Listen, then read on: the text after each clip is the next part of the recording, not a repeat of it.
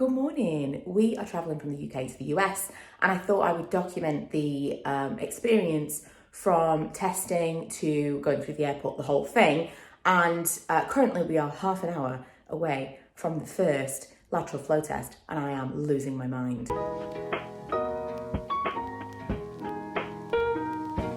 There are 4 of us. 3 of us have been vaccinated. The third is too young to be vaccinated, and there are lots of restrictions once we get there because New York, which is where we're visiting, has a mask mandate. So it will depend state to state as to what your restrictions will be when you actually get there.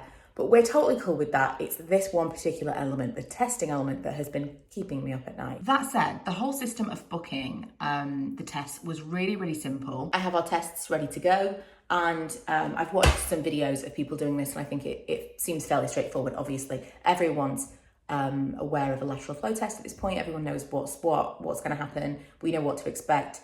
I just kind of wanted to put myself at ease. And the funny thing is, I'm not this kind of person. I'm not a plan ahead, anxious kind of person. I'm a see what happens when we get there kind of person. But in this particular instance, I felt like everything was so out of my control that I wanted to consume as much information about it as possible. And that's why I'm making this video, for people like me. I actually logged on about 15 minutes early, and it's telling me there are 5 providers available. It tells me everything that I need, including passports, photo ID, so you can get prepared.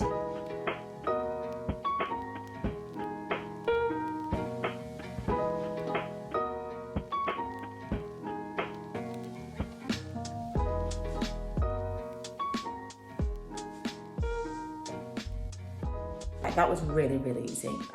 Obviously, just the same as the lateral flow test, it's just witnessed. So really, really simple. And my timer's got about 10 minutes left on it. Then I've got to upload the result to their website. So yesterday was not super fun. We did the test, which was really, really easy. You have to put a timer on for, I think it was 15 minutes. And then within 10 minutes of that timer going off, you have to upload your test next to your passport or ID, whatever it is you're using, and upload that to the site. That was really, really seamless, very simple. Within half an hour, I would say, of each of them, I had the certificate, everything said negative on the website. That was the part that I was most worried about. I thought I was going to have this like rush of relief and elation, and I didn't. I think I've been just so tightly wound with this being so tense that I was just taking some unwinding. So I then went through to do the Verifly app. I don't know about other airlines, but for British Airways, they're using Verifly to basically verify your documents. You upload everything onto that app, all of your vaccination records, everything. And then you come to the end and there's an attestation. Effectively, you're confirming that everything you've said is correct and that you're going to follow the rules. So it's tick box, tick box. I did Lee's, I did mine. I got to Milo's and thought, oh, there's less things to tick. But I'd gotten lazy at this point. I got form fatigue because when I got to Ella's, my daughter, I saw loads more things, and I just wasn't sure whether or not it was because she is in this weird grey area for vaccinations where she's had one vaccination, but she's 16, so she doesn't have to have had a vaccination. She's not fully vaccinated, which is confusing. Frustratingly, you can't go back and check your form. You can't actually look at it, let alone change it.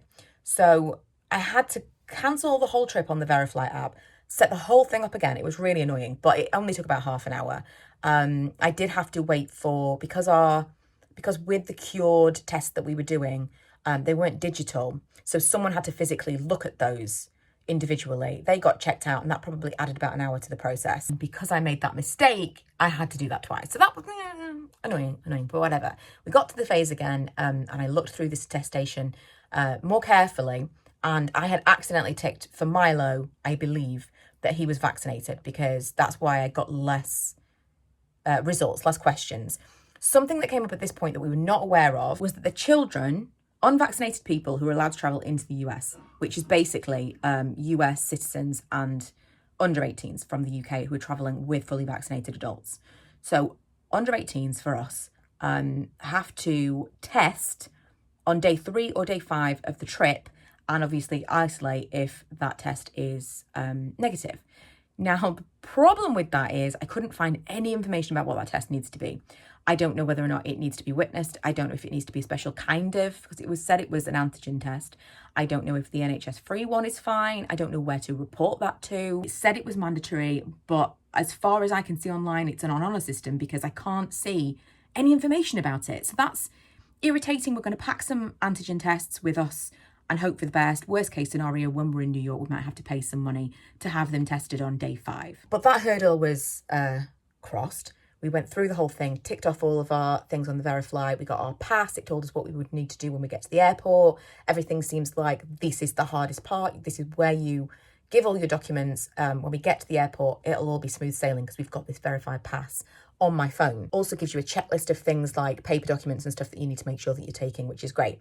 So at that point, I'm like, okay, I think I can relax a little bit. I'm finally going to book our day 2 tests, which are the tests that we needed to book upon arrival that you take in the UK. So you don't have to take a test before you leave the US, but you did need to take a lateral flow self-test that then you upload, I think again to the QURED website, within the first 2 days of arriving home. But you don't need to isolate, you just either do this like within 2 days test. I'd left that till the last minute because I didn't want to book a test or pay for a test that was unnecessary if we tested positive. So I thought, right, feels safe, I'm going to book this test. Booked the test, going about my business, start getting all of these text messages. Have you seen the news? Have you seen the new announcement? Have you seen about the new restrictions? I had not. And it would seem that almost immediately, all concurrently, as I was booking these day 2 tests, Boris was announcing that the day 2 test will now need to be PCR. You will need to isolate until you received your negative PCR result. And the PCR test is considerably more expensive than the lateral flow. Thankfully, I was able to call QURED and cancel that. So they're going to give me a refund in the next, probably 8 to 10 days. And they told me at that point, they couldn't swap it for a PCR because they weren't set up, but they were doing it then and there because it was like, this is happening now. There weren't a lot of options online. The ones that I was finding were like £300.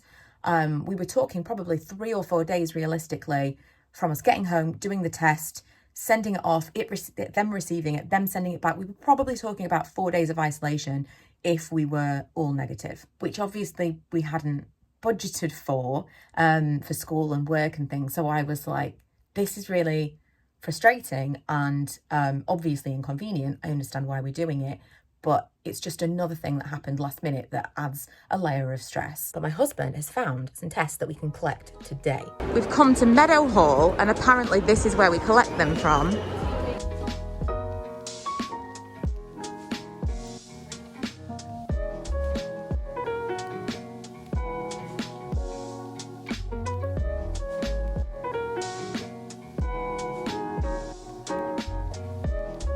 Really simple. Some of the cheaper ones that we found, we just came in, collected them, and now we've got them for the drive home. So these are the tests. You can get them from randoxhealth.com, and it seems to be fairly simple to test and return.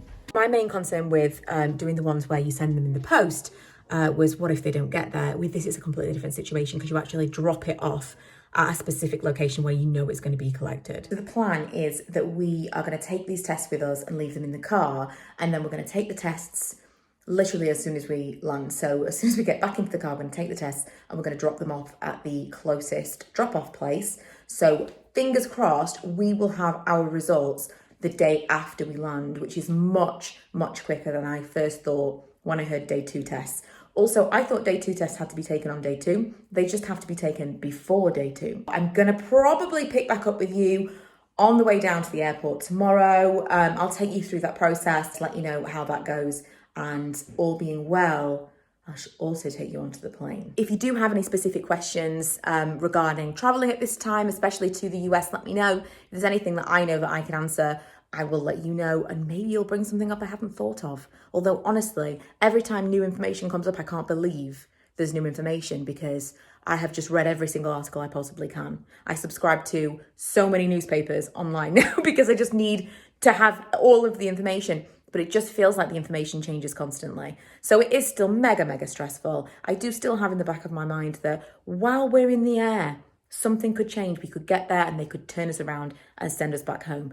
It is not a fun time to travel. But I'm documenting this because we're doing it. We've got this far into this process. And although I wouldn't necessarily recommend booking a trip right now because I don't think this is particularly fun, I think that number one, once we're there, I won't care about any of this. But number two, if you have already booked something, that's probably why you're watching this video and you want to know what to expect. So I'm hoping to be able to alleviate some of your fears. Probably not doing that at all, but at the very least give you a clearer picture of what you're dealing with.